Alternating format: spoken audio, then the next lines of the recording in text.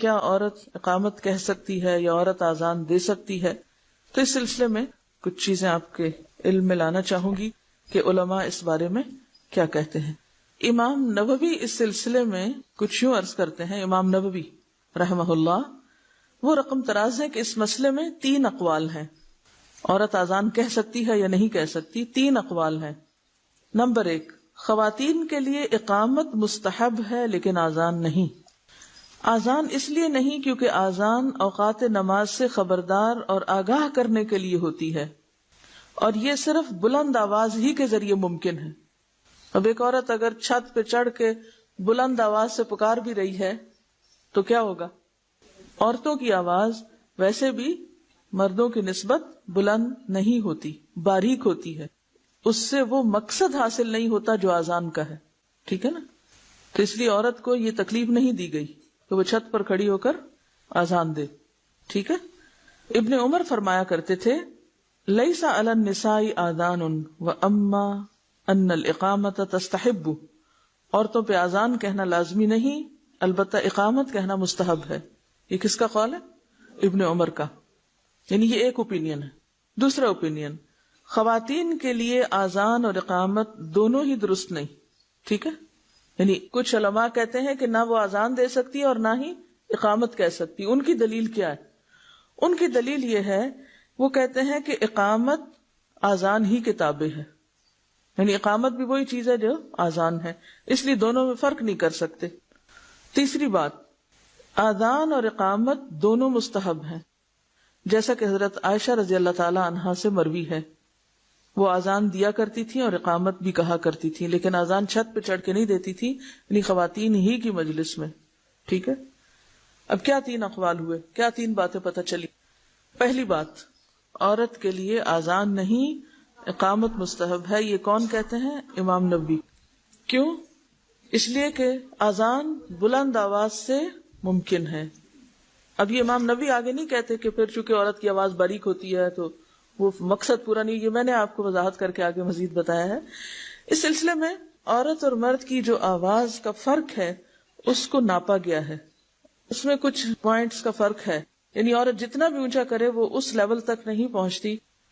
تو اب یہ ہے کہ اذان ایک خاص ریچول بھی ہے اور ایک اطلاع ہے مسلمانوں کو نماز کی طرف بلانے کے لیے، اور پھر خاص طور پر مسجد میں اکٹھا کرنے کے لیے، جہاں نماز کی طرف بلانا وہاں مسجد میں جمع کرنے کے لیے۔ اب ظاہر ہے کہ عورت کے اوپر یہ ساری ذمہ داری ہے نہیں، لہٰذا اس کا اس میں کوئی رول نہیں ہے، سمجھ میں آتی ہے بات۔ دوسرا قول یہ کہ اذان اور اقامت دونوں نہیں ہو سکتے۔ کیوں؟ اس لیے کہ کوئی ایسی سنت روایت نہیں ملتی کہ نبی صلی اللہ علیہ وسلم کے زمانے میں کسی عورت کو بھی مؤذن مقرر کیا گیا تھا، تو ایسی صورت میں جب اذان نہیں تو اقامت کس لیے؟ تیسری روایت یا تیسرا قول کیا ہے کہ حضرت عائشہ رضی اللہ تعالی عنہا اذان اور اقامت دونوں کہتی تھی، اور ان سے بھی یہ بات نہیں ثابت کہ وہ کہیں بلند جگہ پر کھڑے ہو کر پورے مدینہ کے لیے وہ کہا کرتی تھی۔ اس میں زیادہ اتنی رخصت یا گنجائش ملتی ہے کہ وہ، یعنی مثلاً اگر عورتیں اکٹھی ہیں کہیں ایک جگہ پر تو وہ کسی لاؤڈ سپیکر یا باقاعدہ کسی طریقے پر کہنے کی بجائے اگر خود سے کہہ دیتی ہیں تو اس کا ایک جواز ضرور ملتا ہے۔ یہ الگ بات ہے کہ آپ اس سے مطمئن ہو یا نہ ہو، آپ اسے اختیار کریں یا نہ کریں، لیکن یہ تیسرا اوپینین بھی کتابوں میں لکھا ہوا ہے اور موجود ہے، ایگزسٹ کرتا ہے، ٹھیک ہے؟ اور اس میں یہ ہے کہ وہ اذان کے ساتھ اقامت بھی کہتی تھی، اور اگر آپ یہ مسئلہ پڑھیں اس میں الفقہ علی مذاہب الاربعہ میں تو اس میں بہت ڈیٹیلز ہیں اس کے بارے میں۔ ابن حزم کہتے ہیں عورتوں پر اذان اور اقامت کہنا ضروری نہیں، یعنی لازمی نہیں، لیکن اگر وہ اذان اور اقامت کہتی ہیں تو بہتر ہے، کہہ سکتی ہیں، رخصت ہے ان کے نزدیک۔ یعنی ان پر عدم وجوب کی دلیل یہ ہے کہ رسول اللہ صلی اللہ علیہ وسلم نے اذان کا حکم صرف انہیں دیا ہے جن پر جماعت میں آ کر نماز پڑھنا فرض کیا ہے، یعنی جن پر جماعت فرض ہے اذان بھی انہی کے لیے ہے، جیسا کہ ارشاد فرمایا فَلْيُؤَذِّن لَكُمْ أَحَدُكُمْ، کہ تمہارے لیے اذان دے تمہی میں سے کوئی ایک، اور جنہیں یہ حکم دیا ہے ان میں خواتین شامل نہیں۔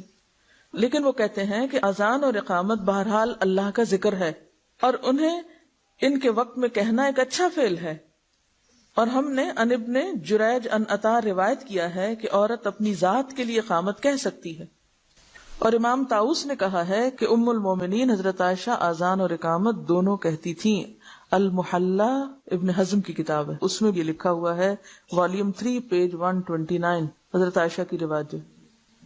وہ کہتے ہیں کہ ام المومنین حضرت عائشہ رضی اللہ تعالی عنہا دونوں کہا کرتی تھیں۔ امام شوکانی کہتے ہیں ظاہر بات یہی ہے کہ عورتیں بھی آذان کے حکم میں مردوں کی طرح ہی ہیں، کیونکہ وہ شقائق الرجال ہیں۔ ایک حدیث میں آتا ہے نا کہ عورتیں کیا ہیں، انما النساء شقائق الرجال، اور شقائق شقیقہ سے، شقیقہ کس کو کہتے ہیں، آدھے حصے کو، یہ درد شقیقہ آدھے سر کا درد ہوتا ہے نا، تو شقائق شق سے ہے، یعنی آدھا نصف ہے، تو وہ اس بات کو دلیل بناتے ہیں۔ اور مردوں کے لیے دیا گیا حکم ان کے لیے بھی ہے، اور کوئی ایسی دلیل وارد نہیں ہوئی جس میں منع کیا گیا ہو، یعنی کہیں روکا بھی تو نہیں گیا۔ اگر حکم نہیں دیا گیا تو روکا نہیں گیا۔ اور عورتیں اپنے دین میں مردوں کے تابع ہیں، اگر مردوں کو کہا گیا اور عورت کہیں کرنا چاہتی تو اس میں حرج کی بات نہیں۔ اب یہ وسعت ہے نا۔ وہ کہتے ہیں کہ اگر عورتوں کو اس مسئلے سے خارج کرنے کی کوئی صحیح دلیل مل جائے تو ٹھیک، یعنی اگر کہیں روکا گیا ہے اور دلیل مل جائے تو ٹھیک ہے، ورنہ وہ مردوں کی طرح ہی ہیں، یعنی دین کے احکام ماننے میں۔ یہ امام شوکانی کی رائے ہے، ٹھیک ہے۔